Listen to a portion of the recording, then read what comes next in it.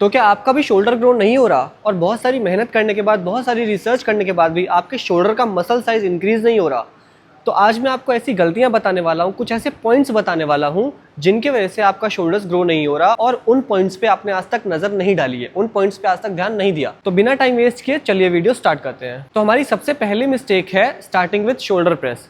जब भी आप जिम में आते हो, आपका शोल्डर डे होता है, आप सबसे पहले क्या करते हो? आके जिम में वार्म अप किया और सबसे पहली एक्सरसाइज आप लेते हो फ्रंट डेल्ट के लिए, या तो बारबेल प्रेस या तो डंबल प्रेस। देखो, ऐसा नहीं करना है आपको। ऐसा कहीं लिखा नहीं हुआ है कि आप जब भी शोल्डर डे पे आओगे सबसे पहले आपको फ्रंट डेल्ट ही ट्रेन करना है, या डंबल प्रेस ही करना है, या शोल्डर प्रेस ही करना है। आप लैटरल रेजेस भी कर सकते हो, आप फेस पुल भी कर सकते हो, आप पेक डेक फ्लाई भी कर सकते हो। बट यहाँ पे आपको एनालाइज करना पड़ेगा कि आपके शोल्डर का कौन सा पार्ट वीक है। आपका मिडिल डेल्ट वीक है, आपका रेयर डेल्ट वीक है, या फ्रंट डेल्ट वीक है।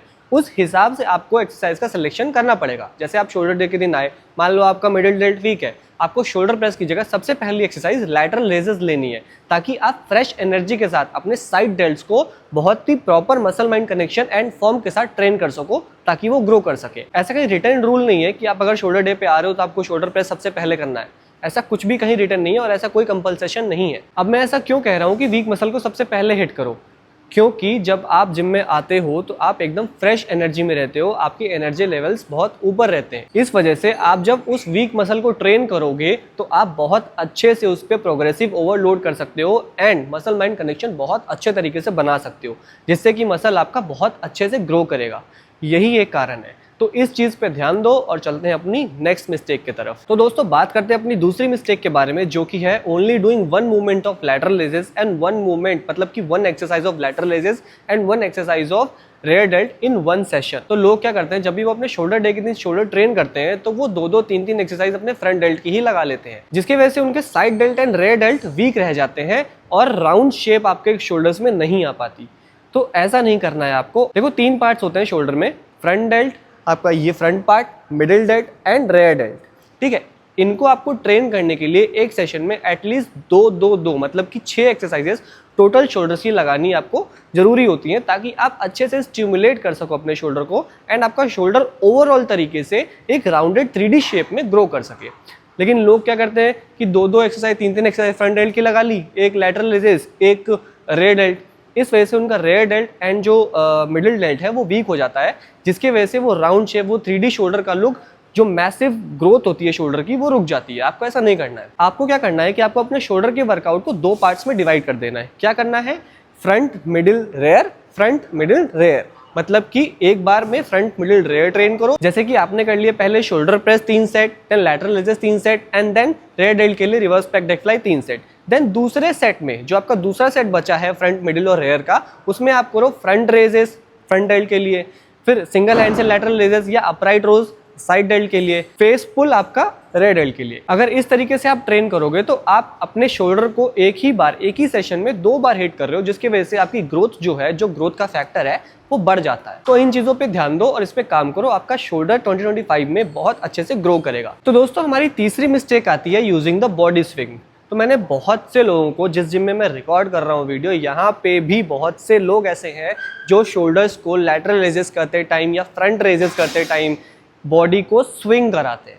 देखो, ये चीज़ बहुत गलत है, इससे बहुत से नुकसान है।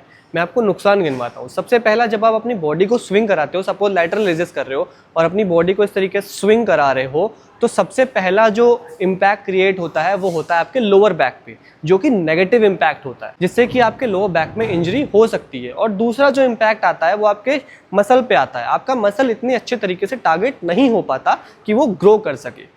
इसीलिए मैं हमेशा कहता हूं कि अपनी बॉडी को स्टिल रखो। जैसे आप लैटरल रेजेस कर रहे हो तो बॉडी स्टिल रखो, चेस्ट अप रखो एंड देन साइड वेज में अपने हैंड्स को उठाओ बिना बॉडी को स्विंग कराए। वेट आप हाफ ले लो, वेट आप कम ले लो, लेकिन फॉर्म अगर अच्छी रखोगे तो आप बिना इंजरी के बहुत अच्छे से प्रॉपर टेक्निक के साथ ट्रेन कर सकते हो और 101% आपको रिजल्ट्स मिलेंगे। लेकिन लोग मानते नहीं हैं इस चीज़ को।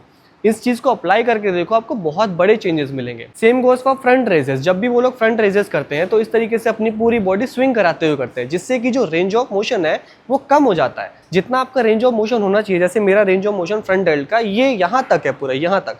अब अगर मैं स्विंग करा दूंगा तो देखो यहीं तक हाथ चल रहा है मेरा, यहाँ से यहाँ तक हाथ चल रहा है। बाकी जो रेंज ऑफ मोशन है वो मेरी बैक यूज कर रही है और इम्पैक्ट, मेरे नेगेटिव इम्पैक्ट मेरे बैक पे आ रहा है। तो ये चीज़ें अवॉइड करो, इन चीज़ों से ग्रोथ नहीं मिलेगी आपको। करना कैसे है, इस तरीके से आपको खड़े हो जाना है, बैक को एकदम स्ट्रेट रखो, चेस्ट अप रखो, बिना बॉडी स्विंग कराए फ्रंट रेजेस या लैटरल रेजेस परफॉर्म करो। अब इसके ऑल्टरनेटिव भी हो सकते हैं, जैसे कि किसी भी फ्लैट सरफेस का आपने सपोर्ट ले लिया, कोई मान लो दीवार है या फिर कोई मशीन है, उस पर आपने अपर बॉडी अपनी टिका दी, अपनी लोअर बॉडी को आगे रखा एंड देन परफॉर्म किया, तो जो आपकी स्विंग वाली जो हैबिट है ना वो छूट जाएगी, जिससे कि आपको बहुत अच्छी हेल्प मिलेगी आपके मसल ग्रोथ में।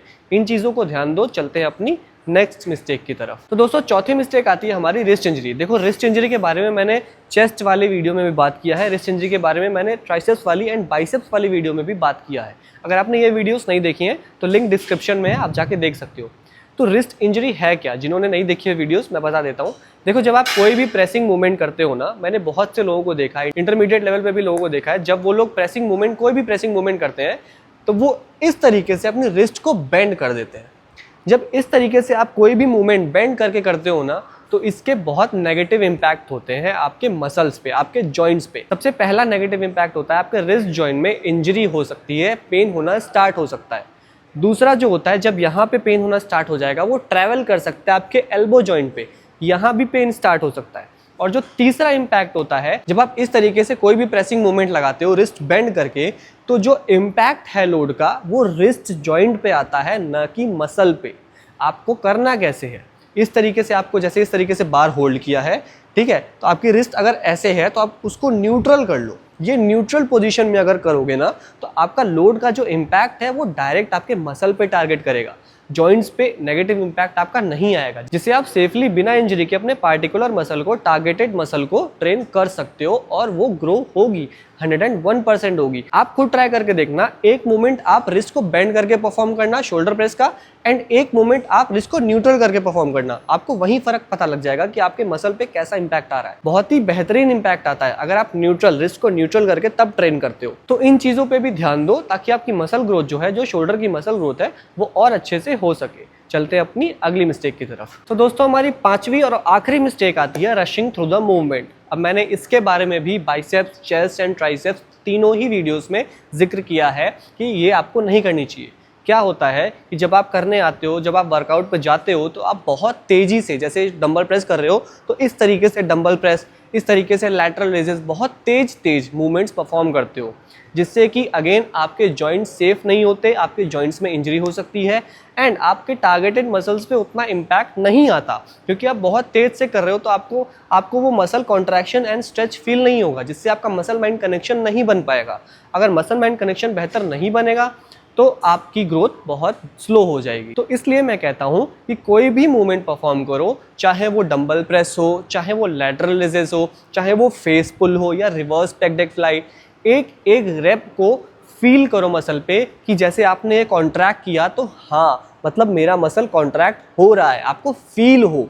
या फिर जब भी आप प्रेस कर रहे हो तो आपको फील हो कि हाँ, आपका मसल जो है, फ्रंट डेल्ट जो है, वो कॉन्ट्रैक्ट हो रहा है, वो स्ट्रेच हो रहा है। तो अगर इस तरीके से आप ट्रेन करोगे, प्रॉपर मसल माइंड कनेक्शन बना के, प्रॉपर टेम्पो के साथ, तो आपके मसल ग्रोथ में बहुत ज़्यादा मेजर चेंजेस आएंगे। आप खुद देख पाओगे कि हाँ, आपका मसल ग्रोथ जो है, मसल साइज जो है, वो बढ़ रहा है। और ये मैं ऐसे ही नहीं कह रहा हूँ, ये मैं खुद के पर्सनल एक्सपीरियंस से कह रहा हूँ। मैं 2-3 साल पहले ऐसे ही आपकी तरह ही रशिंग थ्रू द मूवमेंट बहुत करता था, मतलब वेट लिया और बिना मसल माइंड कनेक्शन बनाए, बिना ही उसको, उस टेम्पो को कंट्रोल किए, ऐसे ही वेट लगाया और चले गए।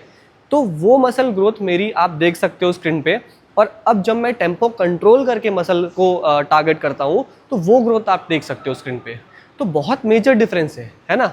ये ज़्यादा गैप नहीं है इस दोनों इमेज में, मैक्सिमम 1.5 साल का गैप होगा।